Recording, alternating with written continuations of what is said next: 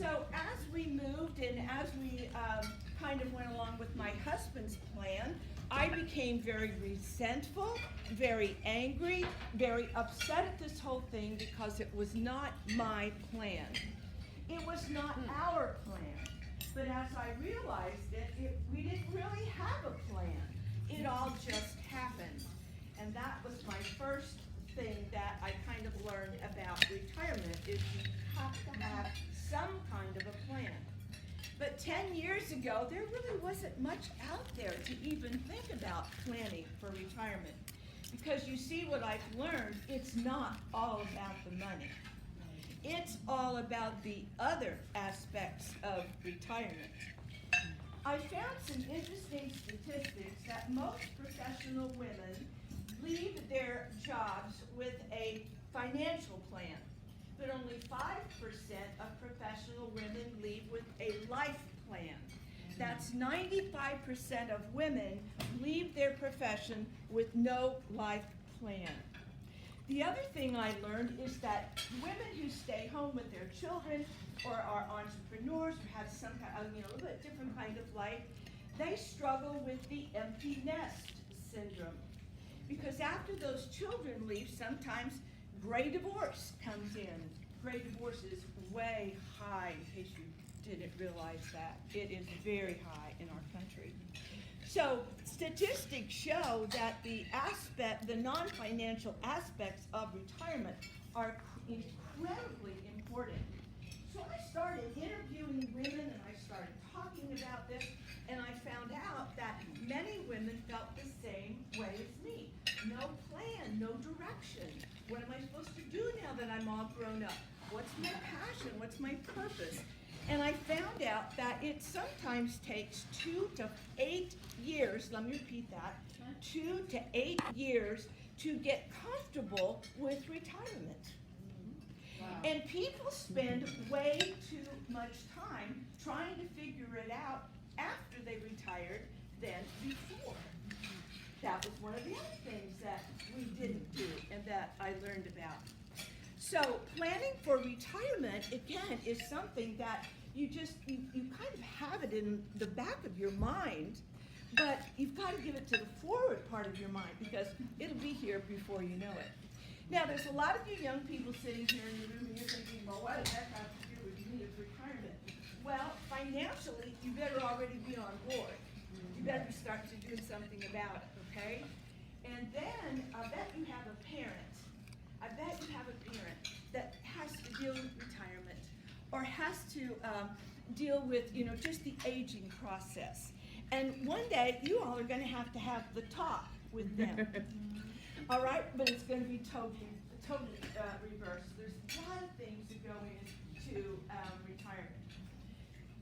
Well, after I decided, after I was just going through all of this, I honestly have to say that God really talked to me and spoke to me, and I felt divine intervention when I wrote my book.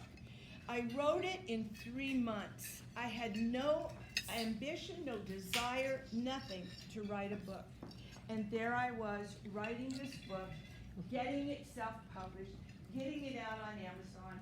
But the problem with that is I didn't really have the business knowledge or the foundation to promote that book. But I knew I had to write it, not necessarily for other people, but I had to write it for me. That was one thing that God showed me in writing the first book about 4 years ago. So fast forward a little bit. Again, as I mentioned the other day, I have rewritten it, and it is the second edition of the Faithful Retirement. And the subtitle is The Woman's Guide to Finding Joy in Her Later Years. Because that's everything that we want. Again, and that's what you had talked about. We're looking for that joy in our later years. I'm going to start my story here in just a second with my old woman who lives in a shoe. And I came up with that little story because I read a lot of rhyming books to my grandchildren. And if you've ever read some of these story or fairy tales kind of thing, and the Berenstain Bears. Have you ever read the Berenstain Bears? And they have all these rhyming words, so that's kind of how I came up with it. But first, in the first chapter, I talk a little bit about daily affirmations, and I have an extra copy. Do I have it right? Yes. And Janie, I'm going to give this to you. I'll get that in a minute. My affirmations that I rewrote from the worldly perspective that I used to have. I am a woman of God. I am forgiven. I am saved. I am a new creature. I am filled with joy. I'm equipped. I'm gifted by His Spirit. Those are just a few of my positive affirmations from the first chapter. The last chapter in the book, which you'll hear a little bit more about in my story, I love the way God works. Little activity that Courtney had us do. I had to draw one out like you just did, and I'm going to share with you what I drew. It's time to let it go. I can't even tell you what that meant when I looked at that, because I had to let a lot of things go. And whoever wrote this, I'm going to tell you, you can let that go.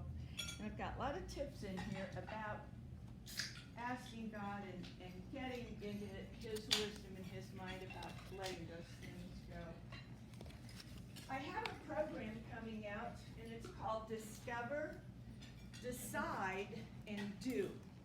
And it is for these, 65 or 55 to 65 kind of age group, about discovering their passion and their purpose. And I know that you are all entrepreneurs in here, but is anyone not clear on their passion? Could anyone use a handout on a passion quiz? All right, not necessarily. Okay. Do you know someone? I thought you might raise your hand. I'm serious, okay? Because we chatted already. Okay, you get the passion quiz. There you go. Okay. Now that's one tiny part of the whole program, but it is important to find out, again, what your passion is. All right. The next thing that I have been working on is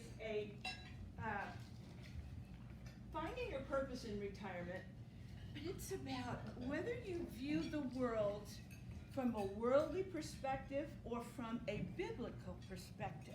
There's a difference. And Diane mentioned The Purpose-Driven Life, and that book touched my heart and my life, I think, as no other book. You all are probably a little bit familiar with that. Do you remember the first sentence of the first chapter of the book?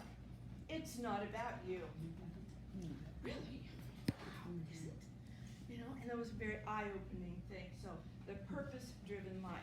So, this article, or this handout, is about, again, passion, purpose, looking at it from a biblical or a worldly perspective.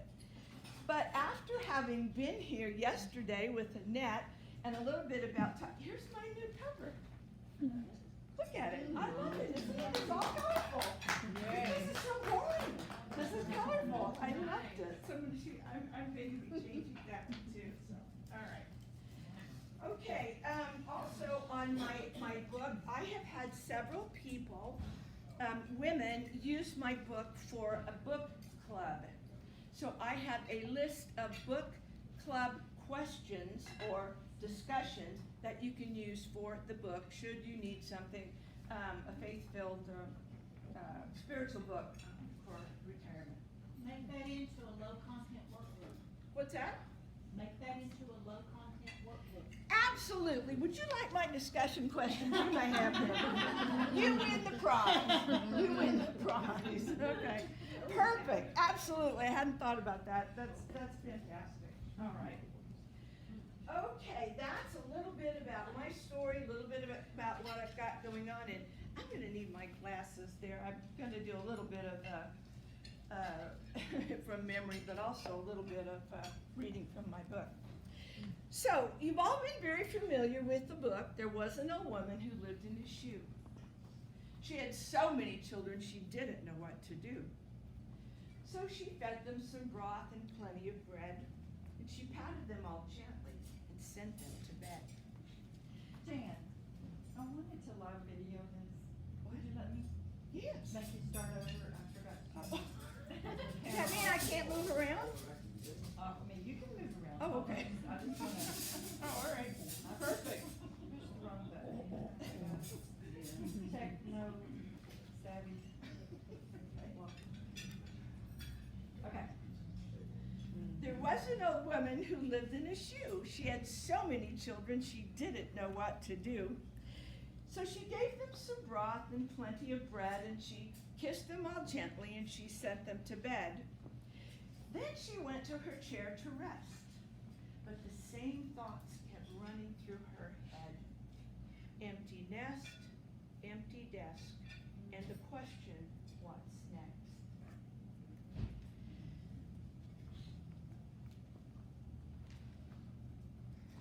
Now, you have never maybe lived in a shoe, although maybe sometimes it feels like you had so many children you didn't know what to do. And I know you probably never fed them broth and bread, but I know you kissed them often and sent them to bed. And as the years went by, I bet that you sat down in your chair, or you will one day soon, and those questions will come through your head. Empty nest, empty desk, what's next? Those questions we have to ask. Well, one evening, that smart woman who lived in that shoe got down to business. She had no time to lose. She discovered there was a book with 10 chapters that she needed to explore to learn more. With pen and paper and Bible and book in hand, she got ready with no time to waste. Now we're going to pick up the pace, and we're going to talk about those areas that we need to one day embrace. This is going to be a time when we're going to pray to experience God's never-ending wisdom and grace, because a faith-filled retirement life is what God has planned and has made his commitment to you.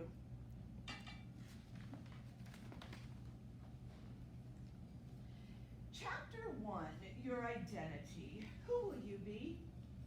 Your title no longer, yet it's time to reinvent. Let me show you how. The next time you look in a mirror, I want it to become much more clearer. A new woman you will be. Because first you must see it and believe it to achieve it. And remember, you are beautifully and wonderfully made. This is what God has displayed. Chapter 2. There's a 10-step system I've devised for you. It's financial foundation, and I know you need it too. Because married or single, a man is not necessarily a player. Now you must raise your right hand and promise to me you will listen and follow that 10-step system that I has made for you, because it holds the key. All women need their own financial plan. Chapters 3 and 4. Prayer, passion, purpose, and more. You are about to embark on the longest vacation you've ever had. After 2 or 3 weeks, you're going to think, boy, this retirement thing's not so bad. But as the days and weeks go by, you may start to question, how might I use my strengths, talents, and my possession? To understand more of how passion will lead you to your purpose, you will want to give it much thought and prayer. That's quite for certain. Remember this, my passion will lead you to my purpose. Chapter 5. Now I know you're really going to come alive, because another thing I know for sure, and that is your appearance matters. Not just to survive, but to thrive. If you look good on the outside, you're going to feel good on the inside. What better way to start each day using your passion while you're in style with your fashion? Let me let you think about this. Let me think. Yes, rebranding might just be the missing link. I have to do that too. Chapter 6. This too is not a quick fix. And it's your home. You knew I had to put that in the mix. Whether to downsize, to move, de-junk, or just clean out. But please remember this. Your kids may not want it. That's no doubt. And they surely don't want the curtains. Make certain they surely don't want the curtains. But whatever you do, take the time to discuss with anyone that matters to you. Otherwise, it will just end in a big fuss. Now, I know that you will all agree. Your home should be your happy place, not suck the life out of you. Chapter 7, your relationships. I'm sorry, but they're not all made in heaven. From the honey, I'm home, I've retired, to the brother-in-law who's differently wired. We must remember God loves them too. And then we're going to put our fruit of the Spirit to the test. What are you carrying in your basket? Love, joy, peace, patience, kindness, mercy, faithfulness, gentleness, and self-control. With all of those things in your basket, I know you can give it your best. Chapter 8. You may not think this one's so great, but forgiveness and letting go is a must. Because if you hang on to being offended, you took the bait. It's a snare in which Satan wants to trap you in disgust. So we are just to forgive 70 times 7. You must forgive every day to be happier in heaven. Chapter 9. Health and wellness is what you'll find. It must include all three: a healthy body, a healthy mind, and a healthy spirit. They are all the key. To have a healthy body, you must make better food choices. To have a healthy mind, you must listen to only positive voices. To have a healthy spirit, which is of utmost importance, you must have the ability to be still and listen and know. And for the health and wellness, written by my friend, Dr. Karen Lindwall-Borg, that I wholeheartedly recommend, is the 7 awareness of the whole individuals. And if you have not looked at this book, we've got them both right there on our table for a special pricing. The chapter 10. Now it's almost time for us to end. But before we go, we must explore our spirituality so it becomes more of a reality. How deep and how wide is God's love for you? Now that you have more time, will you renew your mind? Now, it's almost time for me to end, but there's one more thing that you should know. We need to make sure you remember these chapters before I go. Let me review them now with you. Please pick up your booklet. Turn to page 25. I know you're reading, but please do this for me. Humor me. And let me help you with the review. Remember chapter 1. 35. Ready? 35. 35, sorry, okay. Chapter 1, a new identity you will need. Please write down, a new woman I will be. In chapter 1, we learned a new identity and looking in that mirror so things are clearer. Chapter 2, we learned today a man is not necessarily planned. Write this down. All women need their own financial plan. Chapters 3 and 4, passion, purpose, prayer, and more.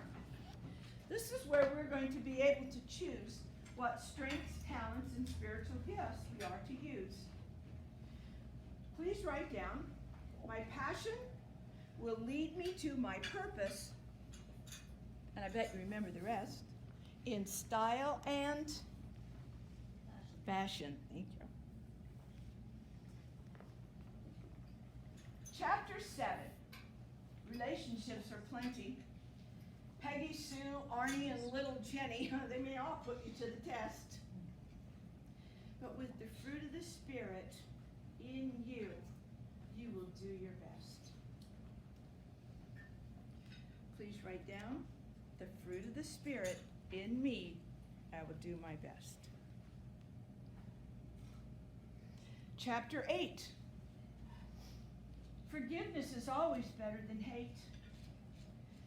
Letting go and letting God is not taking the bait.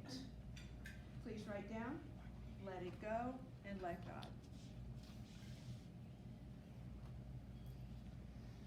Chapter 9 was health and wellness, which includes all three. Your body, your mind, your spirit, all working together is the key. So write that down, your body, your mind, your spirit, all working together is the key.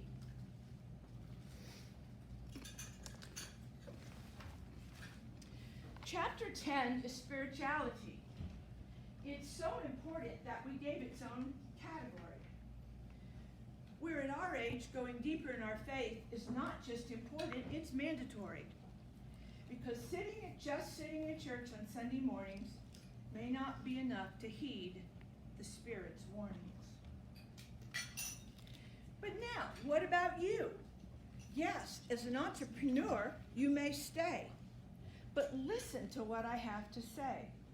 And remember, ahead, I wrote all about this because I wrote the book, Faithful Retirement, and what it meant to me. Well, that's the end of my story. That's all I have for you. I can meet you back at my table where we can chat, but no more fables. And don't forget about the books, Faithful Retirement, edition number 2, and its online course is ready for you. And the 7 dimensions of wellness, well, you will learn health awareness. These are for the faithful woman who, just like you, never really lived in a shoe. But she did have to face those questions. Empty nest, empty desk, and what's next? But now, oh yes, now she knows exactly what she should do to make her retirement dreams come true. The end.